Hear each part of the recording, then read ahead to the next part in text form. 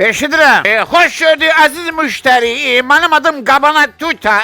Size indirimli malları tanıtmak istiyorum. Aha, buyurun. Qəşəng kurtkalar var. 1000 rupiden düşüp 50 rupiya.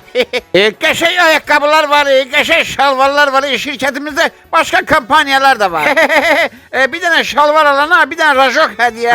Bir tane kurtka alana bir patka salfetka hediye. Əla meymun dərisindən duflilerimiz var. Onlar da indirimdedir. Zürafə dərisindən duflilerimiz var. Hinduşka dersinden duflilerimiz var. Bir tane evi tikilenmesi. Bırak hinduşkan başın. Kəpənək tutam sizde qəşəng kostyum var. Sen alayım dedin görünə. Kəpənək tutan yok. Benim adım Qabana Tutadır. Qaldı ki bəli. Ne tür kostyum deyəsən var. Ay sağ ol. Allah sen dədə qəni iyi rəhmət eləsin. Bak bu yaxında hemen dostumun toy olacaq. Məhəmməd dostumun. Tovuza girəcəm. Qəşəng bir dənə kostyum lazımdır mənə.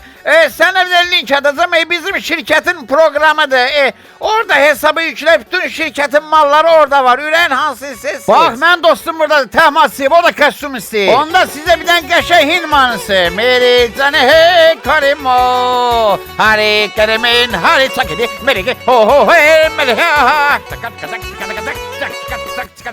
Şimdi sağla evi tikiləm. Sizde dəvədən kim başlayır satan düşmeye? Gülme şeker, sen yaxşı kişi oxşayırsan, seninle dost oldum. Sana Hindistan'dan öz pişirdiğim Hindistan polosun göndereceğim, yersen. Sağ ol Allah, sen dədə qəni rəhmət eləsin, lazımdır. Saxla özün yersen. Allah sen şevi soksun kazanın içine.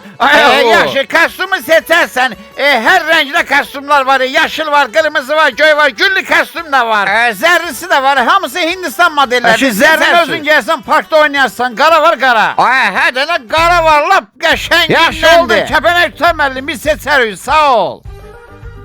Yenə kəpənək tutan dedi. Deyirəm adım Qabana Tut, adı elə deyil kəpənək tutan. Dedəm mənə bu cünə gözəl ad qoy, bə.